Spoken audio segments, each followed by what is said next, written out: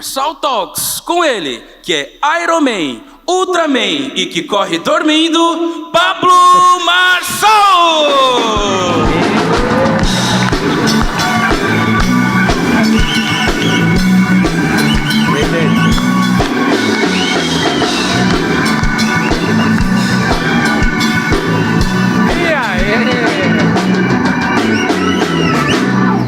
Eu sempre sonhei fazer isso. Eu vi aquele gordo lá na Globo, Jô Soares, fazendo isso. Eu achava isso massa demais. Não falei que ele é gordo, ele que falava que era gordo. Ele falava o beijo do gordo, era ou não era? É o seguinte, hoje é um grande dia, mas o Esse é quem? Já começou a fazer doideira. É o seguinte, hoje é um dos caras que meu primeiro contato com ele pessoal foi numa banca de pastel, num condomínio. Alguém sabe o que é? E eu usei uma técnica de network muito violenta para não parecer fã, porque eu sempre fui fã desse cara.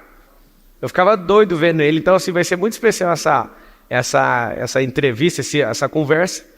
A gente estava sentado, eu vou falar na hora que ele estiver aqui, mas eu quero te falar que esse cara, ele dirige para uma mesma televisão tem 30 anos. Ele pega o carro dele e toda semana vai lá gravar, tem 30 anos fazendo isso. Ele, uma vez saiu na Veja que ele era o sucessor do maior comunicador do país. Ele é um cara assim que eu tenho um respeito gigantesco, ele está dominando aí.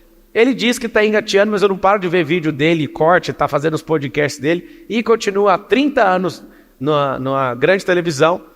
E é um cara que a gente vai extrair muita coisa, vai destravar muita coisa aprendendo com ele. Quero uma salva de palmas para Celso Portiolli! Celso Portiolli!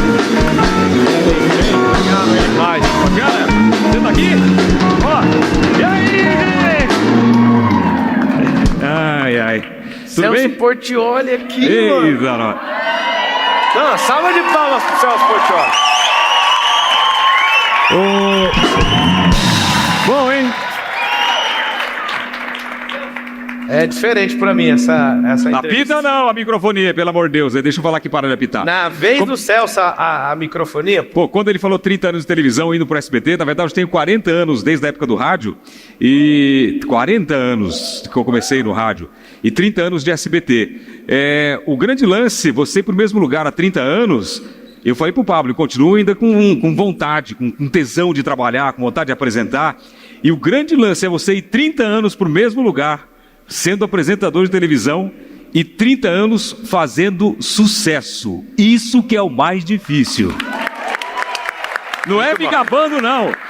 Não é a verdade. Não, é porque a televisão é um sucesso imediato. Você olha no Ibope, se o povo te rejeitar ou não gostar do programa que você está fazendo, vai aparecer ali na hora. Então, você tem que ter a aprovação do público o tempo todo e em tempo real. Não é uma profissão fácil, por isso que tem poucos, mas é uma coisa que eu amo fazer e eu acho que eu nasci para esse negócio aí. Uma vez na Veja saiu que ele seria o sucessor do Silvio Santos. Verdade. E eu tô esperando essa sucessão desde quando eu era criança. O Celso, para mim, é um dos maiores. Sem brincadeira nenhuma. Pela energia, simpatia, tudo, ele é um dos 5 maiores comunicadores do país hoje. Eu, de verdade, eu ficava esperando, assim, na minha adolescência eu falava, ele vai suceder o Silvio Santos.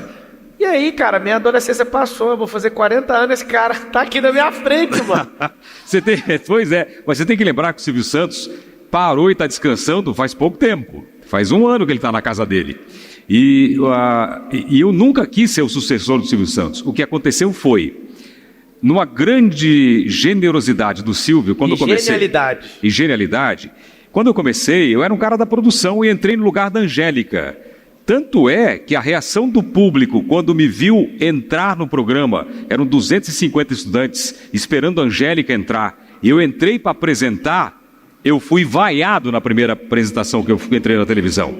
Sabe o que é você entrar no palco e 250 alunos te vaiarem? E você ter que fazer o programa? Então, foi muito pesado. O Silvio percebeu que isso poderia acontecer com o público. O que ele fez? A Veja perguntou, e esse menino aí? Ele falou, não, esse aí tem tudo para me suceder. Mas ele estava no auge da carreira dele.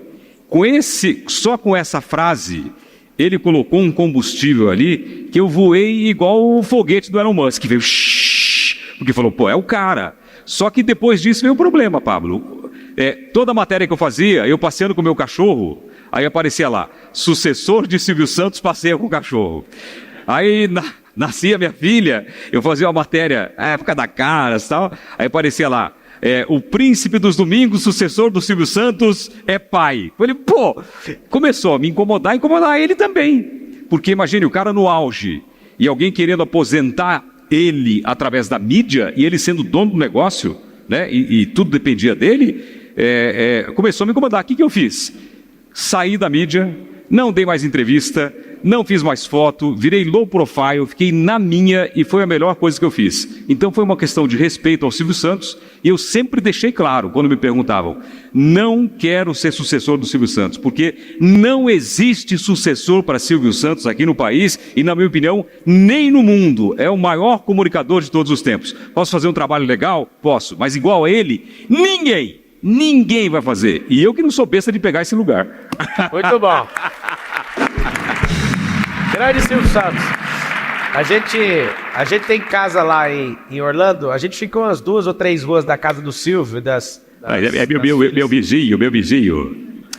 E aí, meus filhos foram pra lá almoçar um dia, eles têm amizade com os netos do Silvio. E eu falei, mano, vocês viram o Silvio Santos? O Cenoura Bravanel? Aí eles, a gente viu um vovô lá sentado assistindo televisão. Eu falei, cara, você não tá entendendo, você tem que ter reverência para falar do Silvio Santos. É o Silvio Santos. Eles nunca viram televisão, meus filhos. Eles nunca pararam assim, ó. Sabe quem é o que de televisão? William Bonner, eles não sabem quem é. Silvio Santos, eles sabem por causa da amizade, do tanto que eu já falei dele. E eu vi e falei, mano, vocês entraram na casa do homem e não pediram um autógrafo. Você não falou assim, meu. Aqui, ó. Eu até hoje, Ô Celso, eu não conheço o Silvio pessoalmente. Fico doido para conhecer ele, é uma lenda viva. Isso vai acontecer, eu espero. Amém, vai acontecer. Agora, a primeira vez que eu tive contato com o Celso Portiolli, eu quero contar para vocês uma técnica de network, quando você chegar perto de um famoso. Eu confesso que eu fiquei abalado. Eu entendo quando a pessoa treme quando chega perto de mim hoje, por causa dessa onda de fama de internet.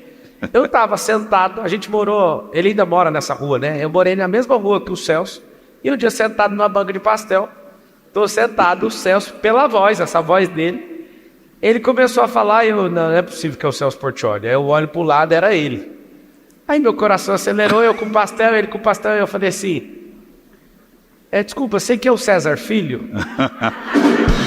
Aí ele olhou, tipo, não, eu sou o Celso. Aí eu falei, tudo bem, Celso? Aí rolou a conversa ali, foi da hora, primeiro contato com ele. Só que essa é uma forma de você chegar num famoso e tratar ele como uma pessoa normal. Isso funciona com 100% dos famosos. Então, Miguel, como eu estava falando para você, tem uma história aqui. O cara já pegou o espírito do Léo Lins aqui, ó. Léo Lins estava antes de você aqui. Isso aí tem uma história minha quando eu fui dar um autógrafo, porque, como fala meu nome rápido na televisão, então, Celso Portiolli, muita gente entende Sérgio Portiolli, só que Sérgio é meu irmão, eu tenho um irmão chamado Sérgio. Então o pessoal chega para mim, Sérgio, me dá um autógrafo. Daí eu falo, qual o seu nome? Ela fala Ana, eu pego e escrevo Maria. Daí ela pega e fala assim, mas meu nome não é Maria. Eu falo, nem o meu é Sérgio. Temos mais uma pessoa para se inscrever no stand-up, já percebeu? Já é o 4º humorista aqui que passou aqui hoje. Ô Celso Portiolli, como é que você descobriu que você era comunicador? Cara, uma história muito interessante. Eu fui expulso da escola e na minha cidade não tinha rádio. Eu morava numa cidadezinha muito pequena, chamada Ponta Porã. Eu fui expulso da escola e tive que ir para Curitiba. Eu, antes de falar para meu pai... Ponta Porã, em Mato Grosso do Sul, E meu pai nunca soube que eu fui expulso da escola. O que ele soube é que um filho muito dedicado pediu a ele para mudar de escola e que queria estudar numa escola grande, numa cidade grande. Eu nunca contei para meu pai que eu fui expulso. E quando eu fui pegar a minha transferência da escola, a diretora disse para mim, foi a primeira porrada que eu levei na vida. Eu era o cara mais bagunceiro da escola, ela pegou, me entregou o papel e disse assim para mim, não aceitamos retorno de vagabundo. Eu não pude nem chorar para meu pai falar, porque ele não sabia que estava sendo expulso. Eu falei que eu tenho 11 irmãos, 7 irmãs, estavam quase todos em Curitiba, meu pai pagando estudo para eles. Eu falei, eu quero morar em Curitiba com os meus irmãos e estudar lá. Peguei minha transferência e fui para Curitiba. Quando eu cheguei lá, me matricularam numa escola positivo. Aí, quando fizeram as contas, eu tinha que tirar tudo 9 e 10 para passar.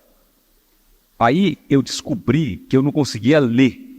Eu lia e não entendia. Dislexia. Eu não sabia, isso não foi diagnosticado naquela época, na minha vida, não foi.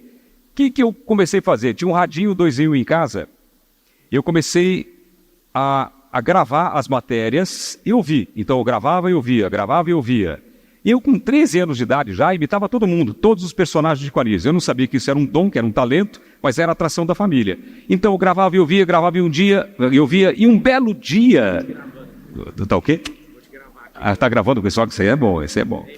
E aí, Meta? Ei, Meta, stop.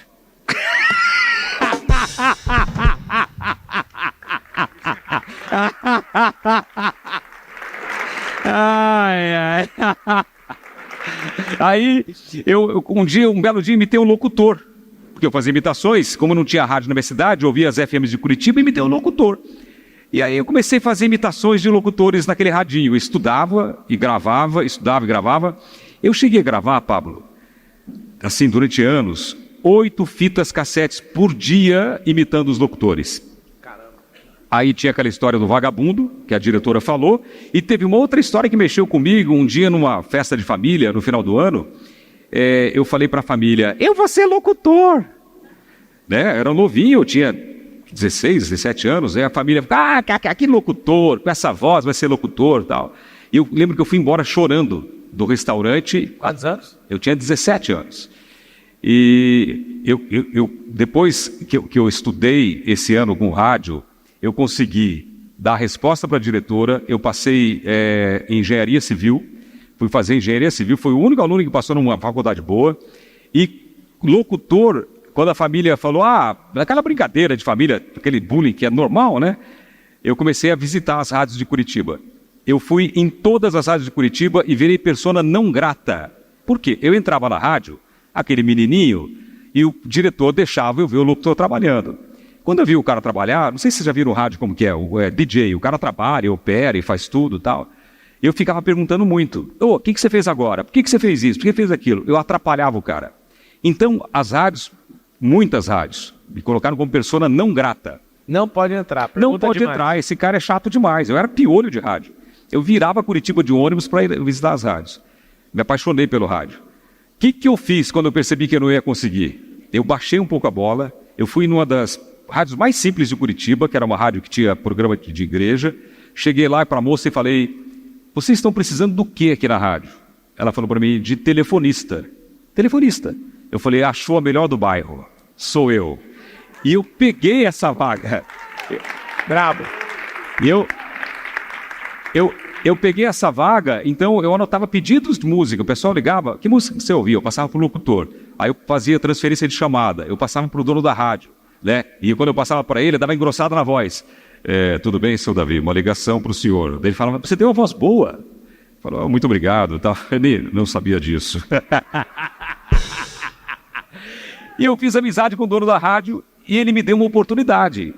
Ele falou, cara, você quer fazer locução? Eu falei, eu quero. Ele falou, você tem uma oportunidade comigo. Ele falou, vem fazer o Jornal da Madrugada. Curitiba. Eu falei, hoje eu tenho uma grande oportunidade. Eu peguei, levantei bem cedo, era 4 da manhã, saí de casa a pé, indo para a rádio. Eu falei, hoje eu tenho uma oportunidade. E foi esfriando aquele frio de Curitiba. Quando eu cheguei perto da rádio, falei, hoje tem uma chance. Cara, um frio. Eu cheguei na rádio tremendo de medo e de frio. E me colocaram, eu lembro até hoje, foi terrível. Me colocaram no estúdio, tinha um locutor profissional, tinha uma locutora profissional, eu no meio, com uma carinha de moleque com um papelzinho na mão. Entrou a vinheta, Jornal da Rádio Apolo. E aí a moça leu a notícia muito bem, o locutor também todo impostado, e veio para mim. Quando veio para mim, gelou tudo, eu comecei a ler. E não sei o que, não sei o que, não sei o que. Eu enrosquei numa palavra, vicissitude, que eu nunca tinha lido na minha vida. Mas por que a pessoa escreve essa palavra? Sei lá. E estava lá, eu fiquei Me apelidaram de Cascavel, pra você ter ideia. Cara, de novo eu fui embora chorando da rádio.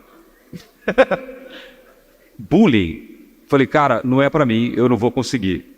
Aí o que eu fiz? Eu fui pra casa, porque eu nunca tinha lido um jornal. Eu ficava imitando os locutores, né? Agora você vai ouvir a música tal. Fazia locução de rádio, de FM. Comecei a ler notícia, comecei a narrar esporte, comecei a fazer chamadas de rádio. Esse negócio de enroscar é tão grave na minha cabeça até hoje, esse trauma. Olha só, que domingo agora eu fui fazer uma chamada de jornalismo, eu enrosquei numa palavra. Me veio um filme do meu começo de novo. Só que eu estava ao vivo com a cara na televisão. Eu fui falar, não sai, ó. Eu fui falar caricaturista. Só que era assim, humorista, desenhista, não sai, ó. E não saiu. Eu lembrei do meu começo, falei, meu Deus, eu tenho que manter a calma. Daí eu comecei, caricaturista, falei devagar e saiu, porque eu estava ao vivo. Mas para você ver como que aquele trauma até hoje me incomoda. Quando tem que ler uma notícia, me remete àquele trauma daquele momento. Coloca aí no painel de LED uma grande solução para o seu portfólio, é o método IP. Ele vai desbloquear o seu portfólio, vai desbloquear esse trauma. Interessante que todo bloqueio tem intimidade com o propósito. Você chegou nisso, aconteceu isso e você é um dos maiores comunicadores que nós temos da nossa geração. Você sabe que essa história é interessante sobre comunicar. O meu filho, ele tem descalculia e dislexia. Minha filha também. E aí, hoje tem um pouco mais de recurso, foram investigar de onde veio o problema. Mas de onde é o problema, né? Quem é que tem problema cognitivo? E eu fiz alguns testes. A conclusão da profissional falou para mim, ela falou, eu não sei como você chegou aonde você chegou.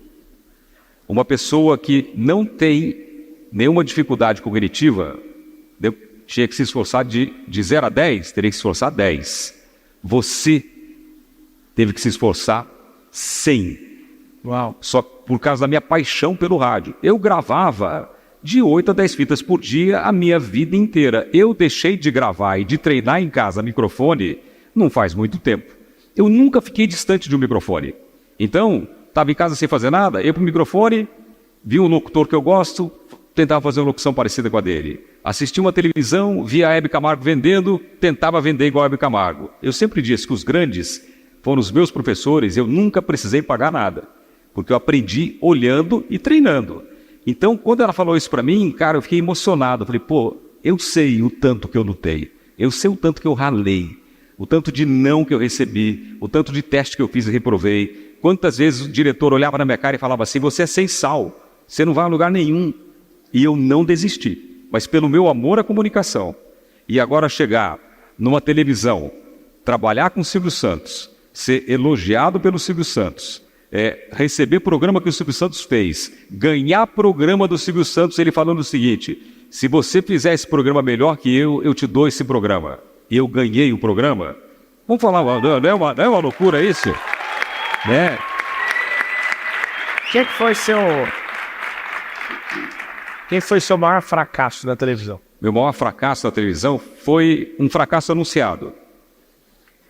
Eu fazia, não faz muito tempo não, eu fazia Domingo Legal das 11 às 3. Televisão tem um segredo, televisão é inércia. Se você pegar bem, você vai, mesmo se você cair, você acaba tendo uma média boa.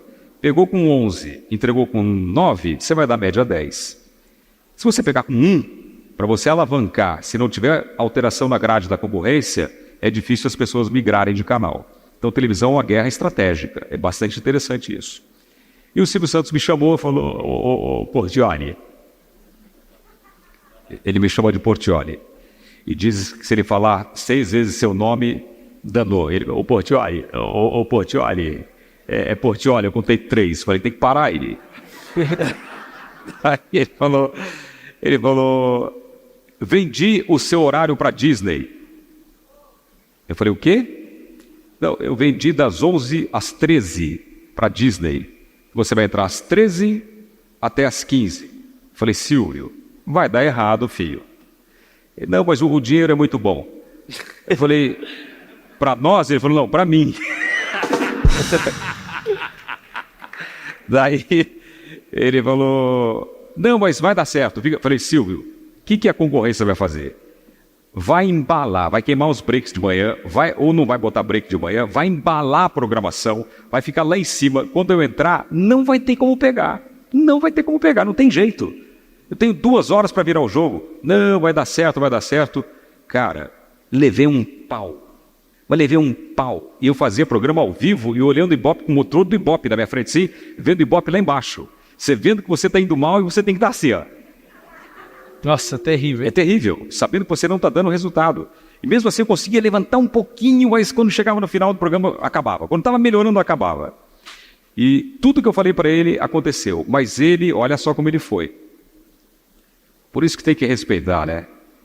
Ele me deu, nessa época, o programa mais caro. Eu fui falar com ele, falou, tem um programa muito caro. Eu posso fazer? Ele falou, você pode fazer. Ele bancou o programa caro. Ele pegou e arrancou a melhor equipe da concorrência de direção e produção e colocou para trabalhar comigo. Então, ele sabia que eu ia ser prejudicado. Eu não precisava ensinar isso para ele. Aliás, tem uma história muito boa que eu vou ensinar um negócio para ele e vou contar aqui. Muito legal. Ele sabia que ia dar errado. Ele sabia que ia ser bom financeiramente, mas para mim ia me derrubar. Mas ele não me abandonou. Ele ficou tentando de toda maneira me ajudar e fazer virar o jogo. Não tem que respeitar um cara desse? Não tem que ser leal a um cara desse? Então, assim, a admiração que eu tenho por ele é muito grande, porque levei muita bronca, levei muita puxada de orelha, fiquei fora do ar, mas a minha história com ele é uma coisa incrível. E o Silvio Santos pode contratar quem ele quiser, mas ninguém vai ter a história que eu tenho com ele. Ninguém. Bom. Ninguém. Pra quem não sabe, o Celso também tem rádio. Ele tem são 2? 3 emissoras de rádio. 3? 3. Você, como apresentador, como é que você despertou essa coisa de comprar a sua? Porque sua paixão começou no rádio. Eu tinha largado mão desse negócio de rádio já. Isso aí aconteceu o seguinte, eu viajei com a minha esposa, eu fui esquiar durante 30 dias, só eu e minha esposa. Meus filhos já estavam um pouquinho crescidos, a família deu apoio, ficou em casa e tal. E quando eu voltei, meu filho tinha 5 anos. 5 anos. E eu voltei ele imitando o Pica-Pau. Eu olhei igualzinho. De repente ele fez a voz de um desenho. Cara, eu me vi nele. Falei, eu fazia imitações. Ele está fazendo imitações. E fez outra voz. Ele faz uma voz do Batman. Ele faz uma voz grave. Que o locutor da Globo Padrão, que é Dirceu Rabelo, que ficou meu amigo agora, um grande amigo meu, ficou passado com a voz dele. Falou, você tem que investir nesse menino. O que ele consegue fazer é um negócio impressionante, mas ele não quer saber. Aí eu comprei, pintou naquele dia uma emissora de rádio para comprar. Eu falei, meu filho vai trabalhar em rádio, vou comprar uma rádio para ele. Não estava forte as redes sociais ainda. Acho que nem tinha começado direito. E aí eu peguei e comprei uma emissora, mas pensando no meu filho. Falei, cara, ele vai querer trabalhar em rádio, vou investir nele. Uma coisa que eu queria há muito tempo, mas já tinha perdido essa vontade de ter emissora de rádio. E comprei uma emissora. O tempo foi passando, ele não se interessou muito por comunicação, pela timidez, fez curso de DJ, mixa muito bem, eu também fui DJ, eu tive casa noturna. Eu falei, bom, tá indo mais ou menos no caminho, mas falta fazer o rádio. Daí um dia eu chamei ele, falei, na pandemia, eu falei, filho, seguinte, seu pai, eu posso te ensinar tudo que eu sei de rádio. Técnica de microfone, como colocar voz, como falar, como vender. Vamos comigo? Pandemia, você não está fazendo nada. Tem estúdio aqui em casa. Ele está com quantos anos hoje? Agora está com 21. Ele falou, pai, não quero. Eu falei, tá bom, respeitei. Passou um tempo, 4 meses, falei, filho, vamos lá. Vamos fazer rádio com o pai aqui. A gente faz rádio ao vivo aqui, faz de casa para as rádios e tal. Ele falou... Coloquei ele lá na frente do microfone, saí, falei, fica sozinho aí, fala o que você quiser. Deixei o computador gravando, olha o que a timidez faz, né? Voltei, quando eu voltei, entrei, ele estava olhando para o microfone, olhando para o computador, e não tinha gravado nada no track, nada. Ele não tinha conseguido falar nada, travado. Não, insisti, falei, vamos de novo. Ele ficou meio assim, falou, não quero, pai, não consigo. Aí ele teve que gravar um vídeo, depois, nos 6 meses, gravar um vídeo para a faculdade para se apresentar. Ele teve que se apresentar. Cara, o que eu vi esse moleque transpirando, e demorou meia hora para gravar um vídeo. Eu disse para ele, filho, você tem que aprender o seguinte, a comunicação, a oratória é muito importante para tudo. Se amanhã você for DJ, se você for advogado, se você for médico, se você for farmacêutico, o que você for na vida, a comunicação é muito importante. Eu garanto para você que destrava. O seu pai era travado, o seu pai não conseguia falar. Eu estou falando aí há 40 anos, eu fui aprendendo. Vai na minha, destrava. Agora começou, está fazendo fono, está gravando umas coisinhas, eu acho que ainda vai decolar. Na minha opinião, tarde, porque eu acho que com 17 anos eu já fazia programa em primeiro lugar em rádio. Então, eu tenho uma história do primeiro lugar na rádio. Posso contar? Pode. Eu quando eu queria trabalhar em Curitiba, eu não consegui, né? Comecei no rádio lá, perdi e fui embora para Uberaba fazer jornalismo. Primeiro dia que eu cheguei em Uberaba, vou resumir tudo, hein, gente? Cheguei em Uberaba para fazer a matrícula na faculdade, no shopping da frente do ponto de ônibus, assim, tinha uma pesquisa. Quem é quem no rádio de Uberaba? Olha o destino. Eu entrei na fila, quando o cara foi me perguntar, eu perguntei para ele, quem é quem no rádio de Uberaba? Ele falou, por quê? Ele falou, não, porque eu era locutor da Antena 1 de Curitiba. Dei aquela queimada, menti. Ele falou, é mesmo, é? Eu falei, agora eu vou morar aqui, fazer jornalismo e tal. Ele falou, você era locutor lá? Quer trabalhar aqui? Eu falei, eu quero. Ele falou, aqui tem 2 rádios, uma gravada e uma ao vivo. Eu falei, quero na gravada, que eu nunca tinha feito, né? Ele falou, então vou te levar lá. Fui lá, fiz um teste e passei. Então passei no rádio, primeiro do que a matrícula da faculdade. E comecei e virei um sucesso. E olha que sacada, eu era muito novo. Cara, eu explodi. Eu guardava dinheiro em caixa de sapato. Eu comecei a fazer festa em colégio, eu botava 1.200 pessoas em colégio, fechava o colégio com segurança, rachava com a escola, fazia noite da paquera e comecei a ganhar muito dinheiro. E comecei a ficar muito famoso na região. Onde eu ia era recorde de público. O que eu saquei muito novo? Que eu não era um nome do rádio, eu era um produto. Aí eu peguei e tracei um plano. Eu falei, eu quero chegar em São Paulo antes dos 21 anos de idade. Botei a meta e desenhei no papel, fiz certinho. Falei, daqui eu vou para tal lugar, daqui eu vou para tal lugar. Antes dos 20 anos eu chego em São Paulo. Aí eu comecei minha luta. Quando deu minhas férias de Uberaba, eu fui lá para Curitiba e fui de novo ligando para as rádios. Precisa de locutor? Precisa de locutor? Precisa de locutor? Não. Aí a rodoviária era pertinho da Rádio Caiobá. Eu liguei nessa emissora de rádio e falei, era a segunda colocada. Precisa de locutor? O cara falou, precisa. Ele falou, você pode fazer um teste? Eu falei, posso. Peguei minha mochila, falei, vou levar um pau, e vou para a rodoviária e vou embora para Uberaba, no busão.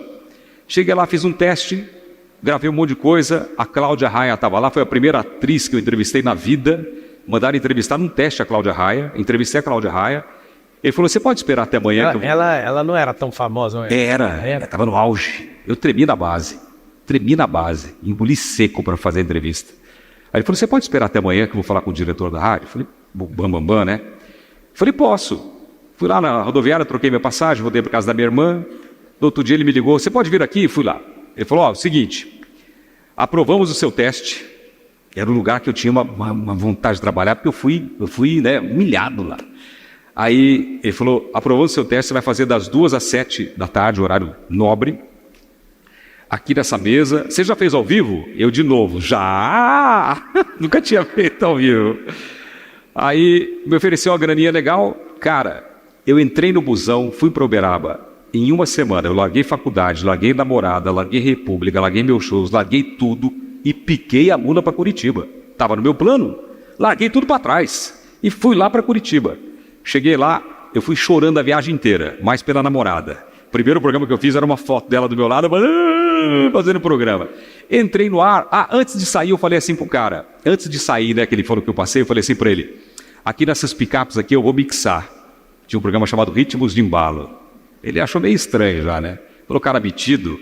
Ele falou, pois é, a rádio está em segundo lugar há 7 anos. Eu falei, se eu vier para cá, a rádio vai para primeiro lugar. Você falou? Falei. O cara falou, que cara metido. Depois ele falou para mim que torceu para eu não voltar. Eu voltei. Cheguei lá, comecei a fazer programa, comecei a mixar. E nessa rádio não podia falar nome. Era proibido falar nome. Então você entrava, falava, Caiobá, você liga, é só sucesso. Desanunciava as músicas. Eles me permitiram, no intervalo comercial, conversar com os ouvintes. Então eu começava a conversar com a dona, Maria, tudo bem? Dava risada, brincava, tal. Ela pediu uma música, já vou tocar música, tal. E eu comecei a mixar naquelas picapes, falar com os ouvintes. Primeiro mês, a rádio empatou com a primeira colocada. O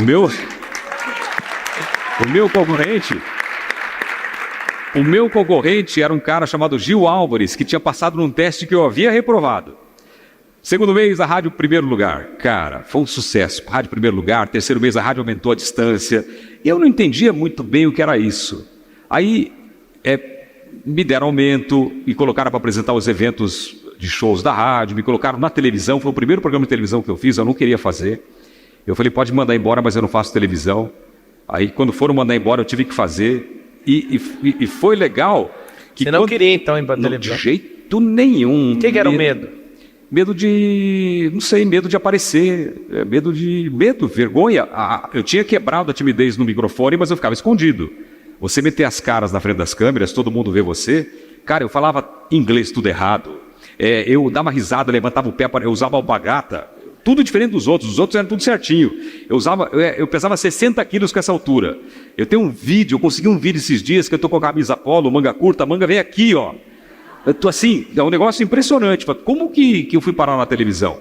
E eu percebi que quando eu ia de busão para a rádio, as pessoas começaram a me reconhecer. Isso aí mexeu, né? Isso aí, pô, legal isso aí, legal tal. E aí eu tinha minha meta, de chegar com 21 anos em São Paulo. Aí a rádio foi para primeiro, foi muito legal. Eu gravei uma fita do meu programa e mandei para Ribeirão Preto, que era a minha próxima etapa, que era trampolim para São Paulo. São Paulo sempre buscou muitos locutores em Ribeirão Preto. Mandei a fita, esqueci. E estou lá, curtindo o sucesso da rádio e tal. E como eu não falava nome, era proibido falar nome, um belo dia, tocou o telefone, um cara falou, você pode falar comigo? Eu sou da Transamérica, concorrente. Eu falei, posso. Eu fui me encontrar com um cara no almoço. Quando eu cheguei lá, era o diretor que tinha me proibido de entrar na rádio. Grande dia. Grande dia. Grande dia. Aí eu falei para ele, quando ele me viu, ele falou, é você? Eu falei, sou eu. E vou contar mais. Vou pular a história só um pouquinho. Fiz um churrasco em casa, levei o diretor da rádio número 1 de São Paulo, tempos atrás, na minha casa, e virei para ele e falei, você lembra de uma história em Curitiba que você convidou um menininho da Caiobá e quando você viu, era um menininho que não era persona não grata na sua emissora? Ele falou, lembro. Falei, pois é, você está na casa dele agora. Na casa não, né? Na mansão. E aí, Curitiba estava chegando no final, minha meta estava andando. Aí, um dia eu cheguei na rádio para trabalhar de Curitiba, tinha um Scott R3 na frente da rádio e tinha um cara dentro. Ele falou, ei, você conhece o Celso? Eu falei, qual? O Ribeiro ou Portioli? Ele falou, Portioli. Eu falei, sou eu. Ele falou, chega aí. Eu falei, deve ser viado. Scott R3? Falei, é hoje que eu ando no XR3. Falei, pô, não. Ele falou, eu sou o diretor da rádio de Ribeirão Preto, da Diário. Eu vim aqui te buscar. O cara saiu de Ribeirão Preto para me pegar lá em Curitiba, na rádio. Pegar assim, me convidaram. A menina Nadia que faz os cortes pro Padim já sabe o que fazer com esse corte. O cara foi lá pegar o Celso Portioli. E aí? Aí eu falei, quanto você paga? Ele falou, Oi! Me ajuda aí, cara. Deixa... O cara foi me contratar, mano. O cara... Vem cá, vim te pegar. Quanto você cobra? Poxa. Tá aí. Daí, quanto você paga para trabalhar na sua emissora? Daí ele falou, X. Eu falei, negócio fechado. Estiquei a mão, entrei na rádio, fiz o programa, acabou o horário, falei pro diretor lá, falei, tô indo embora. Ele falou, o quê? Imagine a rádio, depois de 7 anos em primeiro lugar. Falou, não, você não vai. Pegaram um psicólogo para falar comigo. Meteram um psicólogo, eu cheguei em casa, eu era molequinho, escrevi tudo na parede. Vai para Ribeirão, nos post-it, vai para Ribeirão. Cheguei no outro dia, os caras, não, você não vai embora. Melhoraram meu salário, falaram, não, vou embora. Não vamos entregar sua carteira de trabalho. Eu falei, fica com ela, perdi, tô indo embora. E fui embora. Nesse dia, eu estava em casa arrumando minha mala, eu já tinha uma nova namorada, larguei também, fui embora. E aí, Essa já é a segunda. já era a segunda. Eles falaram assim, chamava Elis Regina. Daí eles falaram, liga o rádio. Eu liguei o rádio. O diretor da rádio, ele era narrador do Fantástico também, vozeirão. E começou a homenagem da rádio para mim. E começaram a falar o seguinte: nessa cadeira muitos locutores passaram, tal, não sei o quê, mas você tal está traçando uma nova trajetória.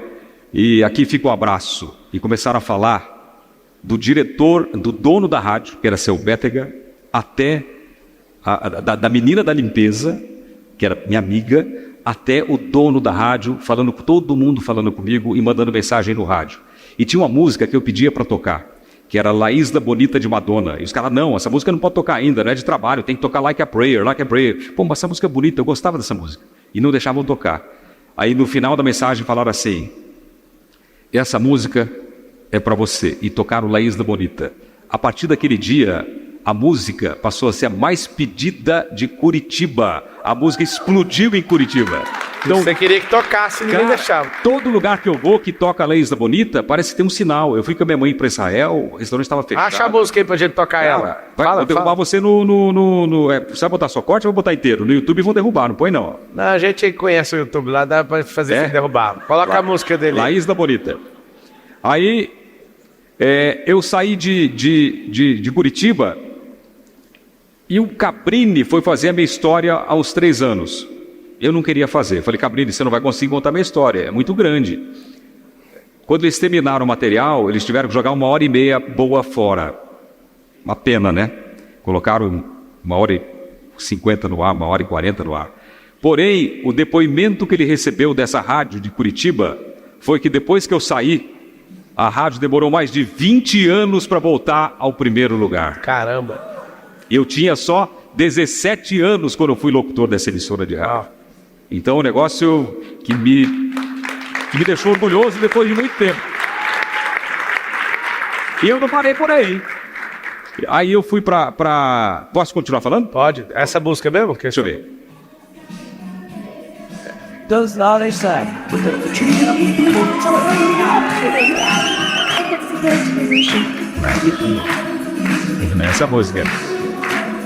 Essa música. Essa música todo mundo conhece, não conhece? Todo mundo conhece essa música aí. Primeira rádio tocar foi a rádio que eu saí lá e foi homenagem a mim. Então a música marcou minha vida. Eu estava com a minha mãe em Israel, o cara falou, vai em Magdala, um restaurante muito bom, melhor que tem. Eu fui entrar, estava fechado, era só para chefe de cozinha. Aí eu conversei com um cara, minha mãe estava na cadeira de rodas, ele deixou eu entrar e me deu uma mesa muito especial. E aí quando eu estou lá com a minha mãe com 93 anos, estou lá com a minha mãe em Israel, de repente um DJ, eu conversando com a minha mãe, e começa a tocar essa música. Eu falei, nossa, muito assim. Então ela sempre volta em momentos especiais, como voltou hoje aqui. Muito obrigado, muito obrigado, muito obrigado. E aí eu fui para Ribeirão Preto, cheguei numa rádio, quando eu desci na rodoviária de Ribeirão Preto, cara, eu olhei assim e falei, tomei na tarraqueta. Vai dar certo isso aqui não, hein? Fui para a rádio, eu escutava as rádios, era um mundo mágico, rádio bem feita. Quando entrei na rádio, nem era melhor que a minha que eu estava. Eu falei, e aí? Fiz 2 dias de madrugada para pegar a mesa e tal, e comecei a fazer o horário das 11 às 3 da tarde. Uma semana no ar, a concorrência me ligou. Meu, você é bom demais, você tem que vir para cá. Aí... Quem tinha de especial em você? Cara, eu nunca fui o melhor locutor. Eu nunca fui o melhor locutor. Eu perguntei isso para o engenheiro de rádio. Falei, cara, eu nunca fui o melhor. Tem cara muito melhor do que eu. Por que eu dou certo no rádio? Ele falou que o rádio são ondas magnéticas e você transmite energia pelo ar. Então você transmite o que você é. A televisão é muito cristalina. A televisão, todo mundo acha que está vendo a pessoa ali, ela está fingindo que ela está feliz, você está enganando o cara de casa. Não está. Tudo que você sente, você passa para o telespectador. Eu não trabalho com estresse de maneira alguma. Eu trabalho na boa, na paz, porque eu não quero passar nada de ruim para quem está me vendo. Então eu trabalho tranquilo, sempre, não tem estresse comigo. Eu sou muito tranquilo para trabalhar. Isso aí realmente dá diferença na televisão. Quando eu cheguei lá, me ligaram, eu falei pro diretor, cara, foi o cara que foi me pegar lá em Curitiba. Falei, ô Renê, a Rádio Clube me chamou para conversar. Era a primeira colocada da Clube. Ele falou, o quê? Faz tempo que não chama ninguém? Falei, pois é, mas me chamaram. Era uma segunda-feira, mais ou menos. Ele falou, bom, você tem até quinta-feira para me responder se você vai ou não. E o que eu fiz? Eu fui lá falar com o povo lá da rádio lá. Cheguei lá, fui falar com o cara, me fizeram uma proposta legal. Eu pensei bem e falei, pô, que falta de gratidão, né? Não vou ficar. Quando eu cheguei na quinta-feira, eu falei para ele, ô Renê, eu fui lá falar com o pessoal da Clube. Ele falou, o quê? Você foi lá? Eu fui te buscar, você foi lá falar com os caras? Eu falei, fui, mas eu quero ficar. Ele falou, você não fica mais, aqui eu não te quero mais. Me demitiu na hora. Chamou o RH, me demitiu na hora. Ele falou, aqui você não entra mais. Ele deve estar vendo isso aí. Você não entra mais. Eu fui nessa rádio aí, gente, eu dormi no estúdio. Eu me ralei, eu berrei, eu passei, eu pesava 60 quilos. O meu negócio era comer pão de queijo e misto quente. Era uma vida difícil para mim. Aí eu peguei e fui para outra rádio, tive que ir embora para outra rádio. Troquei o horário da tarde pelo horário da madrugada. Eu morava, no começo, eles conseguiram um quartinho no fundo de uma casa para mim. Tinha uma cama, pesado, né? Uma cama e uma pia no canto, só. O banheiro era fora. O banheiro era cheio daquela samambaia que cresce, sabe assim? De tijolo. Eu tinha medo de lavar o cabelo de olho fechado porque tinha piolho de cobra dentro do banheiro. Era um negócio horrível, assim, horrível. Era uma vida difícil. Eu comia lanche e chocolate. Da noite para o dia, minha pele arrebentou, 120 espinhas na cara. Cara, eu estava na pior. Aí eu conheci um cara chamado Joaquim, que trabalhava no AM, que não tinha muito relacionamento do FM, que era mais elitizado, com o AM, que era povão. Mas eu gostava de ver os comunicadores do AM. E eu fiz amizade com esse cara. Aí ele me mostrou lá a Dona Vera, que todo mundo comia. O cara deu uma resolvida na minha vida. E passou um tempo, eu montei uma república com ele e outros doutores da rádio, com um médico, com um estudante de medicina, com um estudante de fisioterapia. 11 caras numa república, a 11 quilômetros da rádio. Muita gente da república. E aí eu saía de madrugada, não tinha busão, eu gastava minha grana com táxi para ir embora para casa. Só que às vezes, para não gastar o dinheiro, o que eu fazia? Eu saía do ar às 2 da manhã, eu botava a rádio no kill, deixa a rádio tocando música, mas você consegue falar e se ouvir no kill da mesa. Então eu ficava treinando até às 7 horas da manhã, quando chegava outro locutor. Ele chegava às 7 horas da manhã, eu ia para a praça, pegava meu busão. Quantas vezes eu dormi no busão, quando eu acordava estava na praça de novo. Perdi a saída do ponto descer. E aí eu fiquei nessa emissora, chegou um momento que eu falei, cara, não aguento mais trabalhar de madrugada, eu vou embora. Eu falei, eu vou voltar para minha casa, para minha mãe, para meu pai. E esse meu amigo que eu conheci, o Joaquim, ele falou, não, cara, você não vai embora não, você é bom, você tem que continuar no rádio. E esse cara me segurou. Passou um tempo, eu ganhei o horário da tarde. Saiu o locutor lá da tarde, ganhei o horário da tarde, explodi.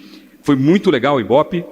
Quando eu cheguei na minha república um dia, que história maluca isso, né? Eu cheguei lá, o sofá era meu, a geladeira era minha e minha cama. Então cada um comprou umas coisinhas para casa. Eu cheguei lá, minha mala estava jogada na garagem, a minha geladeira estava na garagem e meu sofá na garagem. Eu falei, o que é isso aqui? O cara falou, não, é que o locutor do AM ganhou a casa porque ele vai casar. Eu falei, pô, e os outros? E eu? O cara foi falar com o dono da rádio. Eu falei, você me tirou da República da rádio? Ele falou, se vira, Nabo. Se vira, ele chama o dono de Nabo, se vira. Cara, eu fiquei muito bravo. Eu corri lá para o departamento do RH da rádio, que era longe, eram umas 3 quadras. Cheguei lá, sentei na máquina para bater a minha demissão. Veio o dono da rádio arrancar a carta. Eu falei, se você encostar nessa carta, eu te encho de porrada dentro da sua rádio. Não põe a mão nessa carta. E o cara falei, eu vou embora da sua rádio. Mas fiquei uma pistola. Pedi a demissão, entreguei a carta de demissão, fui lá no AM e falei para meu amigo, estou indo embora para São Paulo. Vamos embora? E meu amigo falou, vamos embora. Foi lá pedir demissão e vamos embora. Subimos num cometa, aquele busão cometa, e viemos para São Paulo. Lembro até hoje, eu passando com o irmão do meu amigo, morava aqui. Era locutor. A gente dentro de um Fusca, eu cruzando a Paulista assim, cara. Nossa, olhando aquilo tudo. Ou cidade grande. Primeira vez em São Paulo. Aí, no outro dia eu acordei, dormi na casa da minha irmã, fui na rádio Antena 1. Encontrei um cara chamado Lélio, falei, Lélio, eu sou de Ribeirão Preto, estou procurando emprego aqui. Ele falou, aqui não tem, mas na Transamérica estão precisando. Eu, fui para a Transamérica. Cheguei lá, peguei o busão, fui para Lapa, estou lá na recepção sentado assim, ó. Muito doido isso, é o destino, é um negócio maravilhoso. Deus é incrível, Deus é incrível. Eu estou sentado aqui, é incrível. O coordenador se chamava Roque. Não é o Roque do Silvio Santos, não. Roque, não. Aí eu estou sentado ali, passou um cara grandão assim e falou, ei, o que você está fazendo aqui? Você não é o locutor do Pisani, lá de Ribeirão Preto? Falei, sou eu. O que você está fazendo aqui? Eu falei, vim pedir emprego, eu saí de lá. Ele falou, chama o Roque para mim. O Roque estava demorando, apareceu no ato. Parecia um holograma assim. Ele falou, esse menino aqui, dá o horário para ele das 11 às 3 da tarde, na recepção da rádio. Eu já vi ele trabalhando. O Sistema Clube estava montando televisão. E é muito respeitado o Sistema Clube. Esse cara, o Calil, que era o diretor da Rede Transamérica, foi lá ver toda a estrutura da rádio e me viu no ar, como um louco trabalhando. No rádio eu era maluco. O pessoal achava que eu mexia com as coisas, porque eu era louco no rádio. E aí, mexendo as pernas, só trabalha mexendo. E trocando as músicas. O cara falou, esse moleque é maluco. E no ar aquele climão. Você já estava quantos anos aí? Eu tinha 20 anos. Daí ele falou, eu te vi trabalhando lá, você vai ser contratado. E eu fiquei esperando a minha reservista vir de Maringá, para poder, como é Banco Real, né, era o Grupo Banco Real, para poder registrar na Transamérica. O pessoal da Band ficou sabendo que eu ia trabalhar na Transamérica. Eu estou dentro da Transamérica, o pessoal da Band invadiu a rádio, me pegou e falou, não, você não vai trabalhar não, vamos embora. Me levaram para a Band, eu nem estreiei na Transamérica. Eu falei... Você tem uma noção, o tanto que é bom a demissão, né? Às vezes você ter a coragem, passar por uma situação adversa e ter coragem de sair de um lugar. O cara veio na esperança, chamou um outro louco, chega aqui, o cara já reconhece, tem gente sabendo sobre você, mas você não imagina a potência que você já carrega, né? E aí uma demissão faz o cara vir para a terra onde ele governa faz tempo, né? Uma das principais TVs, e o cara prosperou tanto com comunicação. Uma demissão não é o fim. Ou se alguém te demitiu, que foi o primeiro caso, né? Para ter a segunda demissão, tem que ter a primeira. Ou se você pediu para sair, não tenha medo. Você sabe o que você carrega? Se você sabe o que você carrega, você não precisa de ter essa preocupação. Então os caras te pegaram lá na Band. Tô te gravando. Fala, Meta. Hey Meta. Já deu aqui, ó. Hey Meta, recording. Não, fala take a video. Hey Meta, take a video. Deixa eu ver se tá ligado. Tá piscando aqui, ó. Agora foi. Tá gravando. Tá gravando. E aí, os caras te sequestraram e levaram. Me sequestraram e... Mark Zuckerberg, um beijo. Ele vê tudo essas coisas da gente aqui. Aí... Aqui, ó, tá gravando. Tá gravando? Acho que eu parei. Parou? E aí eles me levaram pra Band. Aquela minha meta de chegar com 21 anos em São Paulo, antes de completar 21 anos. Uma semana depois, eu estava abrindo o microfone da Bandeirantes FM, dando o prefixo da rádio, antes de completar 21 anos de idade. Eu tinha batido a minha meta. Parabéns. Você tinha desenhado isso, são 17. Tudo. Aconteceu exatamente tudo como eu desenhei. E a história com o Silvio Santos, eu também desenhei. Eu fui embora de São Paulo, eu fiquei 6 meses na Band. O que aconteceu comigo? Eu fazia programa de rádio, levantava, acabava o programa de rádio. Eu fiz a Hora do Ronco, todo mundo conhece, até hoje está no ar. Era primeiro lugar, ainda é primeiro lugar.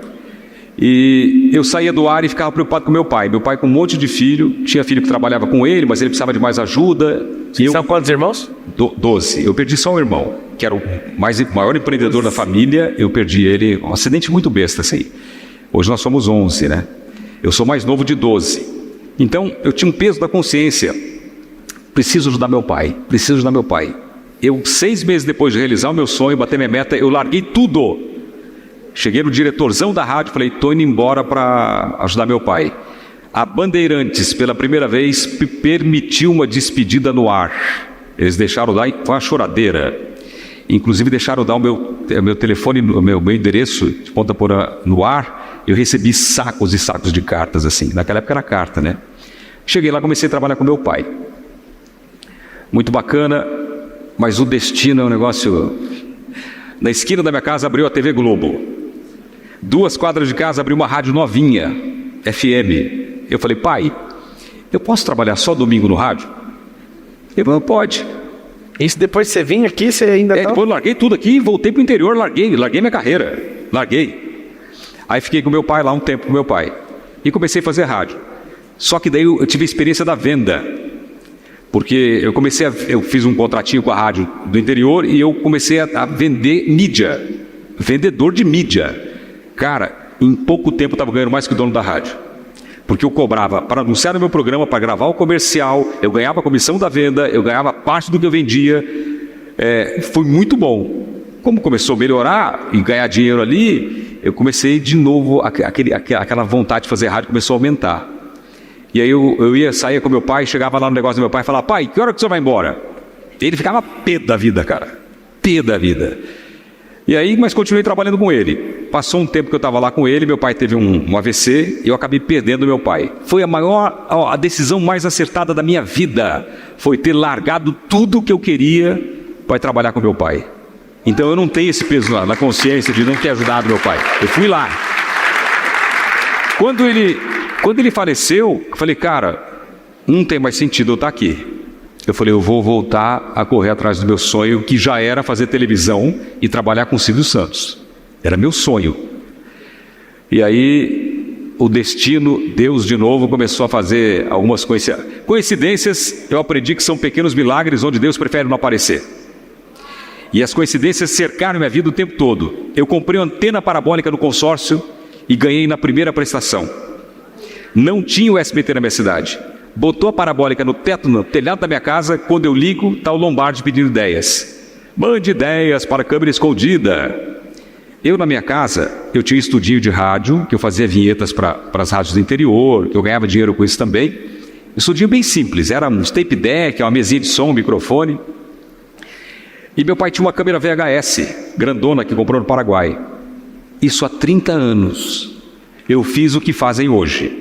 Eu coloquei a câmera em cima de livros e falei durante 50 minutos da minha vida. Fiz locução, imitação, falei do que eu queria fazer e no final da fita eu coloquei 11 ideias para a câmera escondida. Falei posição de câmera, tudo, mas nunca tinha visto esses negócios.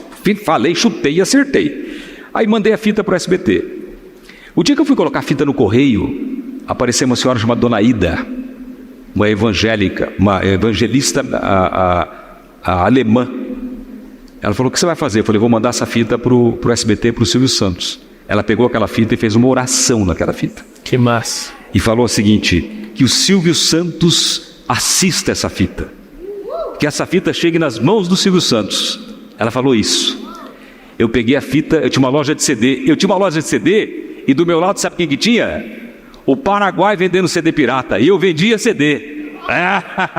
Tinha loja de CD vendendo original. E eu peguei a minha fitinha, coloquei no correio. Deu uma semana, meu telefone tocou. Você que mandou as ideias e tal. Coloquei meu telefone na fita. Eu tenho a fita até hoje. Eu peguei a fita da SBT para mim, né? É minha? Boa. Aí me ligaram. Você tem mais ideias? A gente paga. Eu falei, não, eu quero trabalhar aí. Nem que seja para segurar aquelas cartolinas. Eu falei, eu quero trabalhar aí, me dá uma chance. Eu queria ir embora de lá. O cara, não, a gente só quer ideia e tal.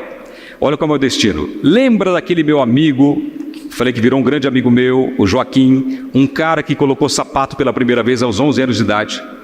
Colocou os dentes aos 30. Um cara que era da roça e que virou meu grande amigo, que veio para São Paulo comigo. Quando eu fui embora, ele voltou para morar com a família dele também, porque ele trabalhava aqui para sustentar 2 filhos lá. Esse cara... Deus, é um negócio... Esse cara, ele estava trabalhando no SBT sem eu saber. E estava trabalhando com Silvio Santos. Ele passou ao lado do diretor e do Silvio, e o Silvio perguntou, as cartas estão chegando para a câmera escondida? Com as ideias? E o diretor falou, olha, chegou uma fita de um rapaz aí, que ele mandou boas ideias, ele quer ser apresentador de televisão, tem uma boa aparência, e o Silvio falou, mas qual que é o nome do rapaz? E o cara falou, Celso Portiolli. O meu amigo estava do lado. Ouviu e falou, peraí, esse cara é meu amigo. Esse cara é meu amigo do rádio. Você tem o contato dele? O cara falou, tenho. Me ligou. Quando ele me ligou, falei, alô, como que você tá? Como que tá Ribeirão Preto? Ele falou, não estou em Ribeirão Preto. Eu estou trabalhando no SBT com o Silvio Santos. Você mandou uma fita para cá? Falei, mandei. Falou, você tem cópia? Eu tinha a cópia. Cara precavido e preparado vale por 10. Eu mandei a fita para ele, ele pegou a fita, chegou no Silvio Santos e falou o seguinte, Silvio, a fita que o diretor falou do rapaz que quer ser apresentador, é essa aqui, ele é meu amigo. Entregou para o Silvio. Nesse meio tempo, olha como esse cara foi importante é importante na minha vida. Ele organizou com o diretor para que eu recebesse o dinheiro das mãos do Silvio Santos. Aí ele organizou e eu vim para São Paulo, 16 horas de busão, com aquele terno de Didi Mocó, sabe Didi Mocó, aquele ternão assim, peguei o que eu tinha, vim para cá, e eu vim receber o dinheiro do Silvio. Cara, minha mão minava a água. Antes disso, e antes de ganhar a parabólica, teve uma passagem muito forte, que eu sonhei. Eu estava com os meus amigos numa chácara do meu pai, depois que ele havia falecido, e eu sonhei e levantei e falei com meus amigos assim, cara, eu sonhei com o Silvio Santos, que ele tinha me dado uma chance, e foi assim, bebeu, louco, né? Uma semana depois eu sonhei de novo, e falei para minha mãe, mãe, é um sonho diferente, eu sonhei que o Silvio Santos me deu uma chance assim, assim, assim. Ela falou, vai lá, vai no show de calouros. Falei, você besta? Falei, não, tem coragem. Quando eu vim para São Paulo receber a grana dele, aconteceu exatamente como eu sonhei. Eu fui entender agora, estudando a Bíblia, que isso é uma revelação na sua vida, revelação em sonhos. E aconteceu exatamente como eu sonhei. E nesse dia, Pablo, foi uma negociação muito legal que eu fiz com ele. Ele acabou de gravar, eu recebi meu dinheirinho das ideias e tal. Ele veio falar comigo fora do ar, atrás das câmeras. Ele falou assim para mim, a primeira frase que eu vi do Silvio Santos na vida foi, você é amigo do Joaquim? Eu falei, sou amigo do Joaquim. O que você faz? Eu falei, eu sou vereador. Eu era vereador. Eu tenho uma loja de CD, eu tenho uma casa noturna, eu dirijo 2 emissoras de rádio. Ele falou, quanto você ganha? Eu falei, eu ganho R$ 2.500 por mês. Ele falou, você ganha muito, a televisão não paga bem. Eu te ofereço R$500 para trabalhar aqui. Você quer? Eu estiquei a mão e falei, negócio fechado. Ele falou, mas por que você está trocando 2.500 por 500? Eu falei, o meu sonho é trabalhar com você aqui no SBT. Aí ele falou, ele apertou a minha mão e falou, então vamos trabalhar. Quando eu fui sair do estúdio para falar com o diretor, ele me chamou pelo nome. Ô Celso, fala com Hélio Chiari. Falei, beleza. Aí começou a minha luta, porque eu era vereador. Então, semana sim, semana não, eu viajava 16 horas de ônibus para ir, 16 horas de ônibus para voltar, 16 horas de ônibus para ir, 16 horas de ônibus para voltar. E minha vida ficou nessa história de voltar para Ponta Porã de ônibus. Semana sim, semana não. No ônibus eu escrevia as ideias para a câmera escondida. O meu papel era criar a câmera escondida. Até hoje, eu tenho ideia de câmera escondida. Aqui nesse auditório eu poderia fazer uma grande sacanagem com vocês, que já pensei umas 3 ideias aqui. Que dá para fazer. Então, minha cabeça virou câmera escondida. Então, toda semana tinha uma ideia minha no ar. E eu tinha um papel que dificultava, que eu tinha que ler as cartas, eu tinha que ver as fitas, e eu não podia copiar a ideia daqui e nem ideia das fitas. Porque as fitas o pessoal sabia, e copiar a ideia de carta daria problema jurídico. Então eu tinha que criar coisas inéditas. Cara, isso aí deixou minha cabeça trabalhando como um louco, assim.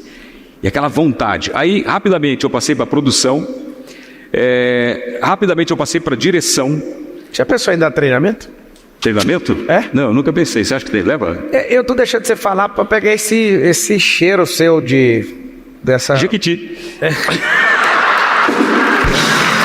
Boa. Tá falando um tubarão e um baby shark aqui, né? Eu tô sentindo até um baby shark perto do Portiolli.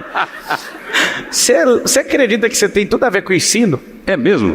Você tem tudo a ver com o ensino, e eu vejo você, assim como aquela senhora orou na fita, eu acho que hoje é um grande dia da sua vida.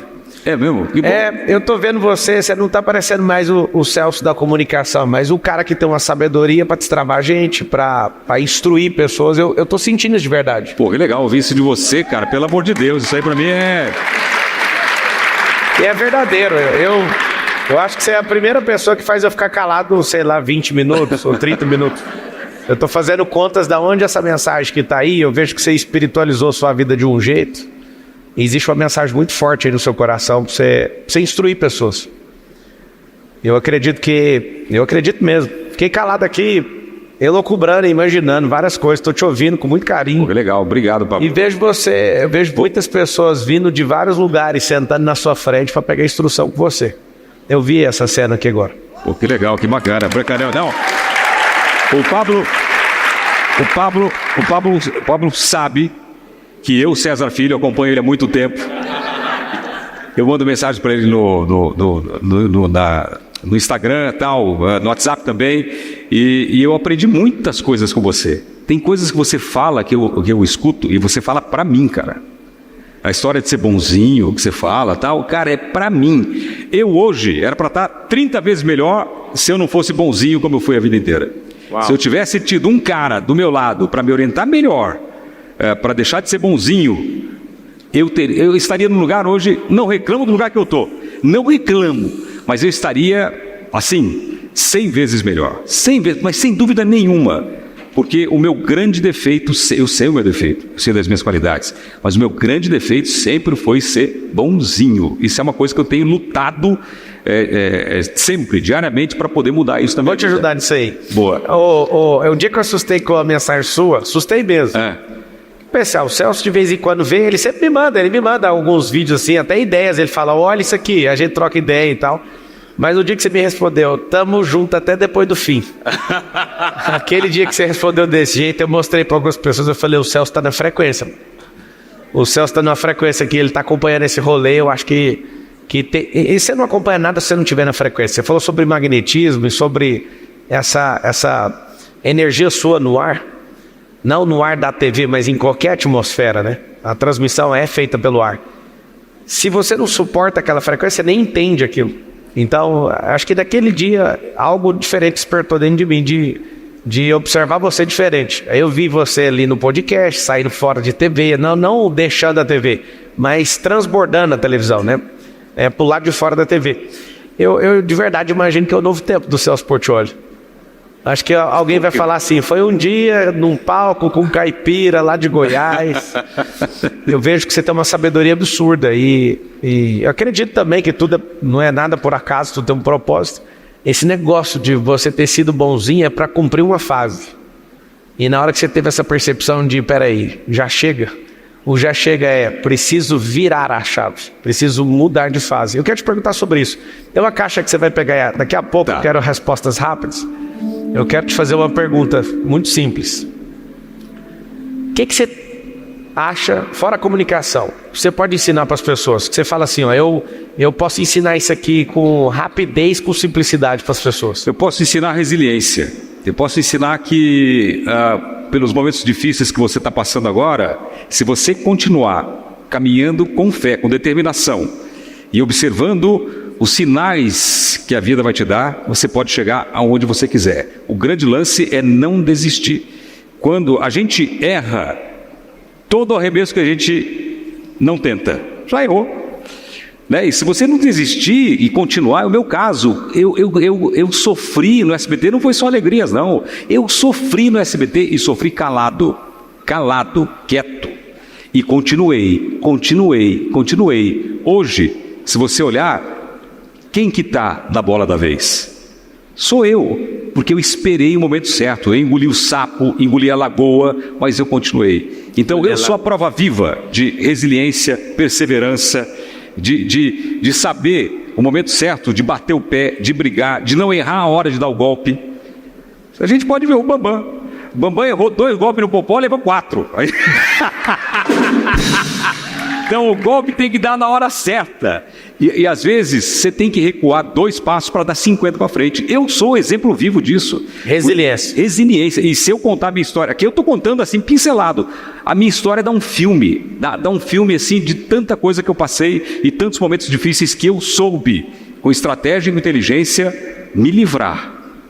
Tanto que eu estou aí. eu tô aí. Você pega rede social, eu tô lá. Você pega podcast, eu tô lá. Você pega vídeo, canal de criança para renovar o público, eu tô lá. Eu tô na televisão, incomodando Você a tem Globo. livro? Incomodando a Globo, vai ver se pode, né? Com 56 anos na cara, incomodando os caras ali. Então, cara... A Jequiti é bom mesmo, porque o cara não tem 56 anos, né? Você olha na lata dele, não tem 56. Não, e Jequiti, desculpa, mas eu sou o perfume mais vendido da Jequiti, tá? Desculpa. Você é brabo. Eu quero um dia te ajudar a fazer esse filme, fazer seu livro e fazer essa parte sua educacional que eu sei que você vai explodir. Pô, Pablo, conto com você. Você sabe que eu sou um cara, eu te admiro muito. Acho que essa história de meme que tudo virou com você de meme, que você explodiu, você hypou na onda. Olha aquilo ali, mano. Cadê?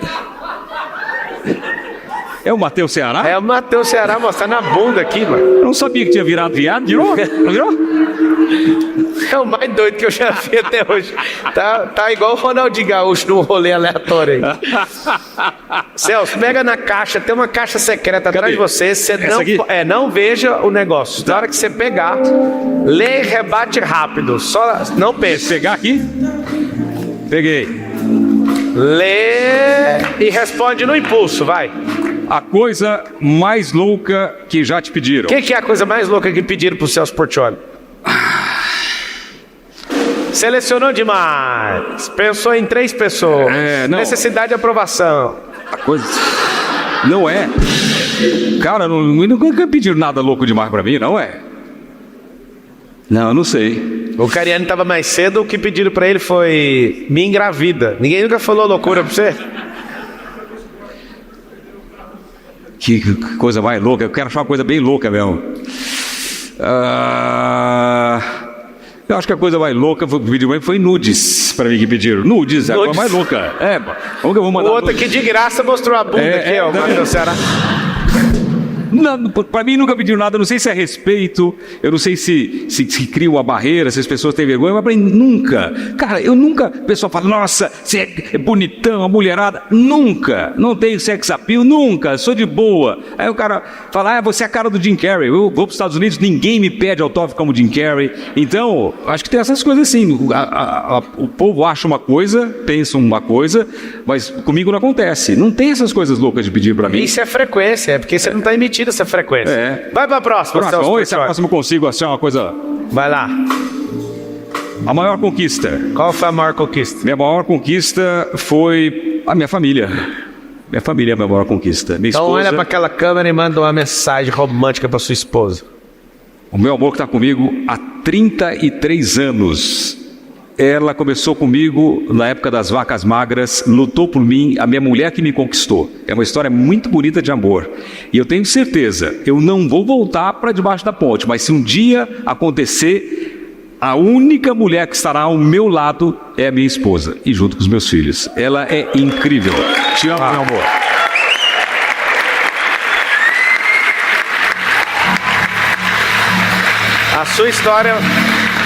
A sua história precisa não ser só contada, você precisa ensinar como ser um cara desse jeito, entende? Tamo junto, até depois do fim. Até depois do fim. Vai mais uma. Mais uma. E já prepara aí que nós vamos direto no como com o Celso Portiolli, hein? Seu maior vilão.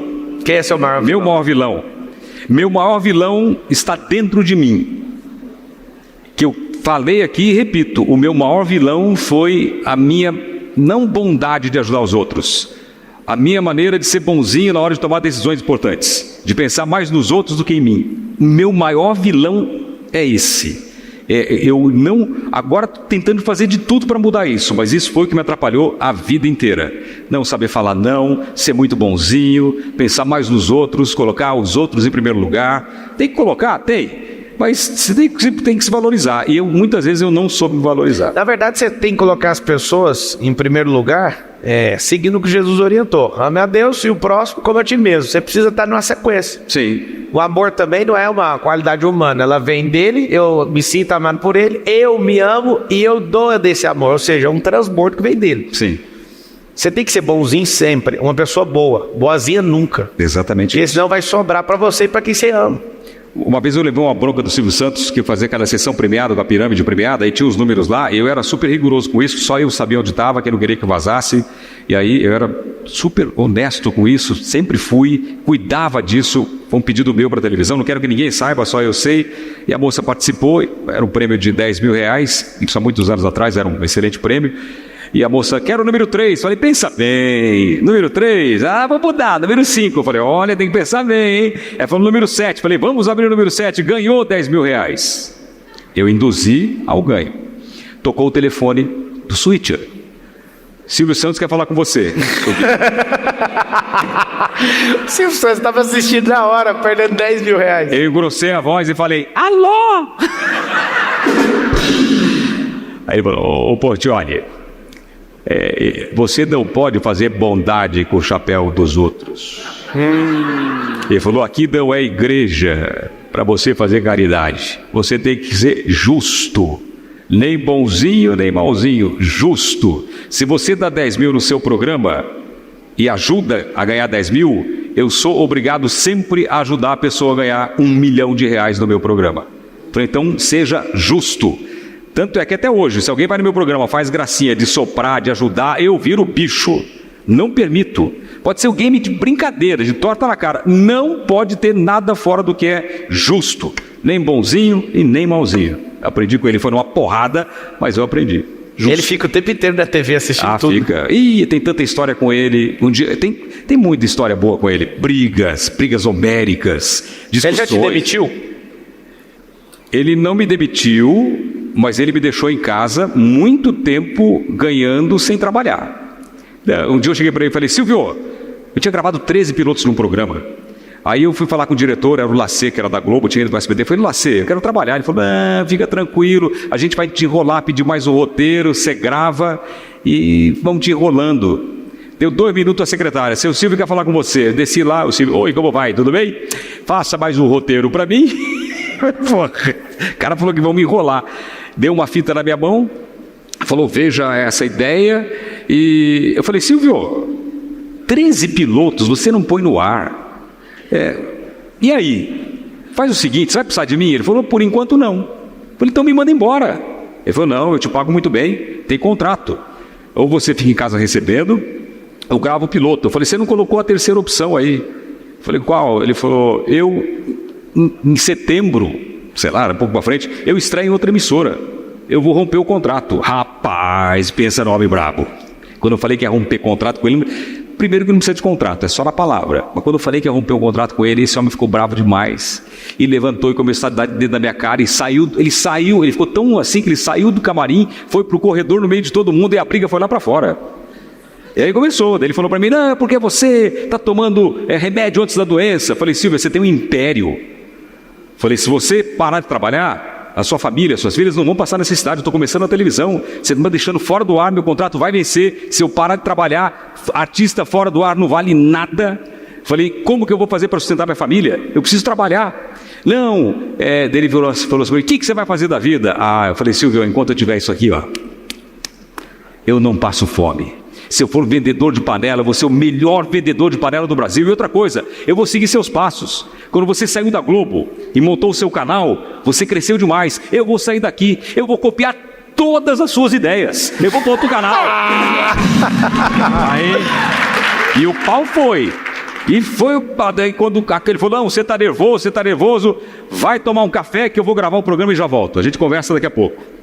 Quando eu virei as costas, foi mais longo ainda, foi um negócio assim, aí quando eu virei as costas, o segurança que estava do lado falou, rapaz, eu já te admirava, agora muito mais, aí. Assim, eu sempre fui muito, dizem que 2 bicudos não se beijam.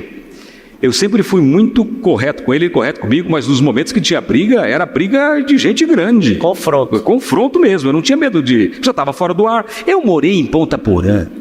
Ponta Porã, vocês conhecem Ponta Porã, a fama de Ponta Porã? Quando eu mudei para lá, 1977. No ano que eu nasci. Ano que você nasceu, saiu no jornal. Chicago, 1929. Não, Ponta Porã, 1977. Lá era, uma vez fizeram um negócio lá, mataram 100 pessoas da noite pro dia. Nem a Globo conseguia cobrir com uma câmera. Então, eu fui político lá. Eu fui ameaçado tantas vezes lá, super complicado. Eu ia ter medo de uma demissão. Não vai me matar. Eu vou continuar vivo? Você já largou tudo pra ir embora? Pois é. Ixi, tem cada história. E aí, enfim, depois disso ele resolveu colocar o programa no ar. Depois desse embate, ele colocou o programa no ar. Muito bom. Agora, cadê? Que já tá pronto aí? Vai direto no Como. Cadê a música do Como? Solta ela aí pra nós. Aê!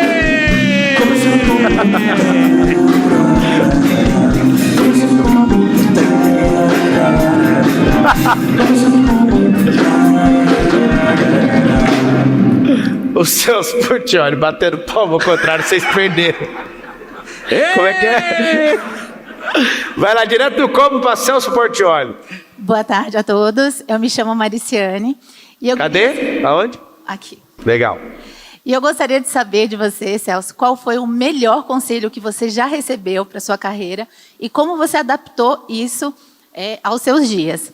E mais uma coisa, antes de você me responder, já que você é o garoto propaganda, já que você aparenta ser um homem muito cheiroso e é o campeão de vendas da Jequiti, eu queria te oferecer aqui da minha marca também, Marimar Imports, os decantes para que você sinta o cheiro. Posso levar para você? Pode, meu amor, pode. Traga aqui. Deixa ele responder e você depois traz para ele no final. O maior conselho que eu recebi na minha vida foi um momento muito crítico que eu achei que realmente eu ia...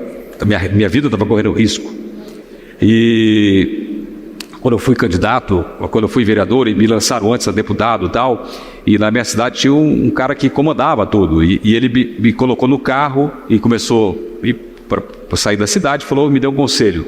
Ele falou, vou te dar um conselho para o resto da vida. Você é um moleque novo, então vou te dar um conselho. Ele falou, seja inofensivo às lideranças. Na minha cadeira, nem meu pai senta. Eu entendi aquilo. Então, as brigas que eu tive com o Silvio foram brigas de homem. Mas eu não fui ofensivo a ponto dele achar que eu era mau caráter, que eu ia... Entendeu? Então, seja inofensivo às lideranças. O Pablo tem tanta gente que trabalha com ele, ele faz tanta gente prosperar junto com ele, é o cara que leva todo mundo com ele. De repente vem um cara e quer pegar o seu lugar. Eu fico, tá à disposição. Der conta. Então.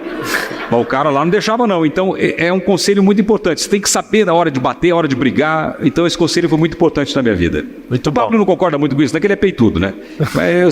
Não, eu concordo. Concordo com o que você está falando, faz sentido, porque ser inofensivo à liderança significa que aquilo, você está debaixo daquela governança. Se perder o sentido, você não tem que ser ofensivo, você tem que se retirar.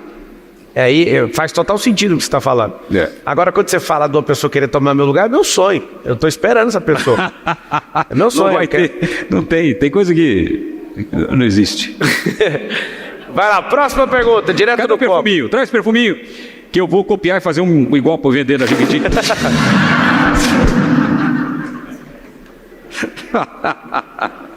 É perfume seu, Você trabalha com isso?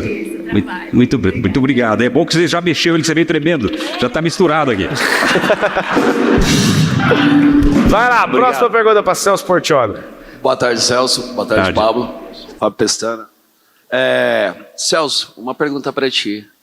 Nos momentos difíceis, como você encarou ter que deixar os seus meninos, a sua família, para encarar a sua profissão, ter que viajar aí e tudo?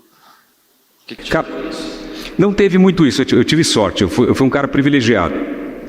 Toda vez que nascia um filho meu, o Silvio Santos me tirava do ar. Uma coincidência louca da vida. E um dia eu agradeci a ele. Falei, você fez uma coisa boa para mim. Porque nascia um filho meu, eu estava fora do ar. Então eu curti muito o crescimento dos meus filhos. Teve uma época tão doida que eu cheguei para ele e falei, você precisa de mim? Ele falou, não. Falei, então fazer o seguinte, tem programa para mim nos próximos anos? Não tem programa. Posso ir nos Estados Unidos dar inglês? Ele falou, você quer ir nos Estados Unidos dar inglês? Pode. Eu falei, mas você continua me pagando? Ele falou, continuo. Eu fui morar 8 meses nos Estados Unidos e ele me pagando salário e eu morando lá de boa com os meus filhos e estudando inglês. Quando eu voltei, ele me chamou lá e falou assim, aprendeu a falar inglês? Eu falei, não.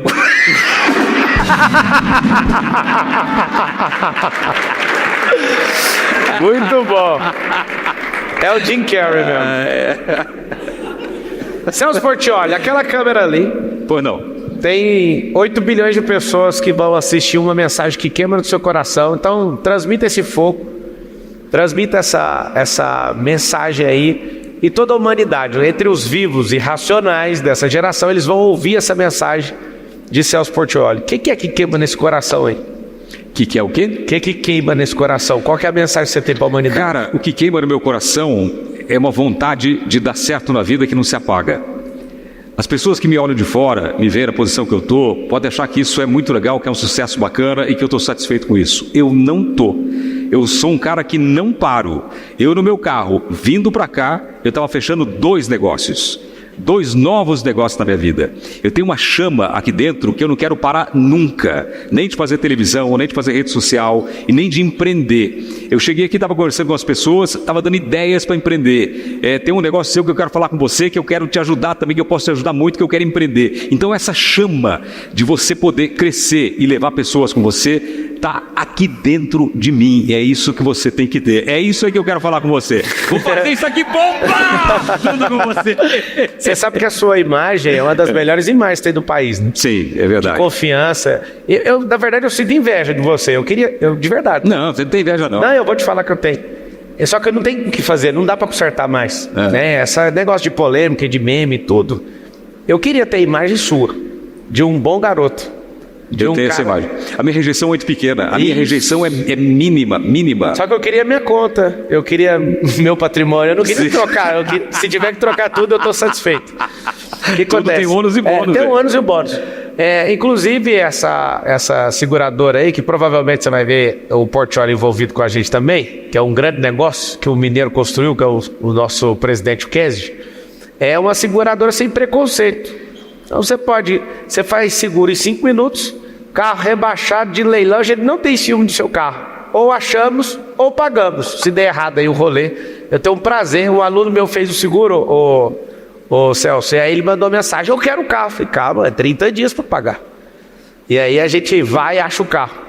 E engraçado, você que não sabe do que está por trás do seguro, geralmente a gente pode passar a lei dos 30, vai lá e paga para a pessoa o carro e acaba achando por causa da tecnologia que a gente usa. Né? A gente ama mexer com isso e a maioria dos carros que a gente acaba pagando por não achar, depois de pagar, a gente acha o carro. E não sei se você sabe, não adianta, aí a gente não devolve o carro mais, porque já te pagou, né? Aí a gente vai lá e cria outro procedimento para o carro. Então, você que quer fazer renda, você que quer produzir, você que quer fazer o que uma professora faz aí, que deixou de dar aula por 10 mil, ganhando 2.400, começar em poucas semanas ganhar 10 mil por mês, você acessa aí love.com.br, olha no Instagram também, você pode participar disso com a gente, fechou?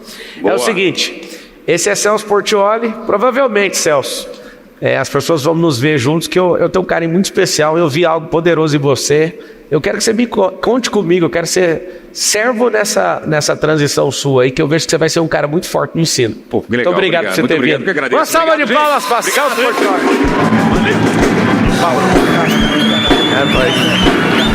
Vamos tirar a foto. Tchau, obrigado. Valeu. Pode ser por aqui?